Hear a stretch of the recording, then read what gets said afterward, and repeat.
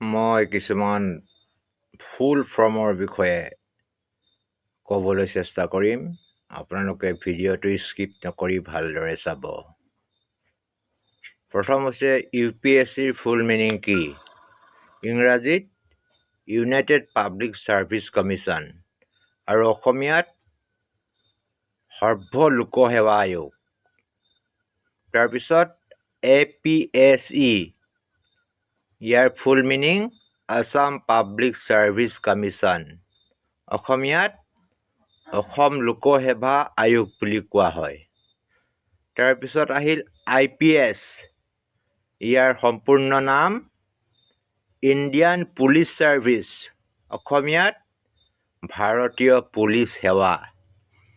তাৰপিছত আহিল IAS, Indian administrative service, ইয়াক অসমীয়াত কোৱা হয় ভাৰতীয় প্ৰশাসনিক সেৱা। এইবিলাক সেৱা পাছ কৰিলে ডাইৰেক্ট আপুনি মেজিষ্ট্ৰেট হ'ব পাৰিব, ডেপুটি কমিশ্যনাৰ হ'ব পাৰিব। তাৰপিছত এটা ASSWEBৰ ফুল ফৰ্ম কি? Assam state social welfare advisory board. আৰু NGO, তাৰ ফুল মিনিং কি? নন গভৰ্ণমেণ্টেল অৰ্গেনাইজেশ্যন, অসমীয়াত স্বেচ্ছাসেৱী সংস্থা।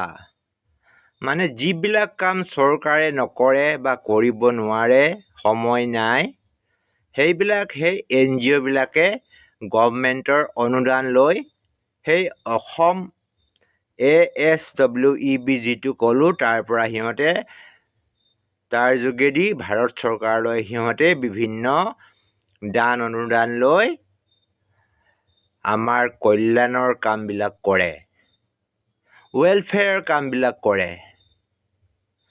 দুখীয়া দৰিদ্ৰ মানুহৰ ঘৰ দুৱাৰ সজাই দিয়া ইত্যাদি ইত্যাদি কামবিলাক এই ৱেলফেয়াৰ ডিপাৰ্টমেণ্টৰ জৰিয়তে স্বেচ্ছাসেৱী সংস্থাবিলাকে কৰে। তো স্বেচ্ছাসেৱী সংস্থা বুলিলে ইয়াত কমেও 12জন সদস্য থাকিব লাগিব। সদস্যসকল কমেও মেট্ৰিক পাছ হ'ব লাগিব আৰু যিজনে ছেক্ৰেটাৰী প্ৰেছিডেণ্ট কৰিব তেখেতসকল গ্ৰেজুৱেট হ'ব লাগিব। আৰু এই সকলো আজিকালি ভুৱা হ'বলৈ লৈছে, সেইকাৰণে আমাৰ SDO চিভিলে সকলোকে মাতি তাত চিনাক্ত কৰিব। তাৰপিছত তেখেতে এখন চাৰ্টিফিকেট দিব।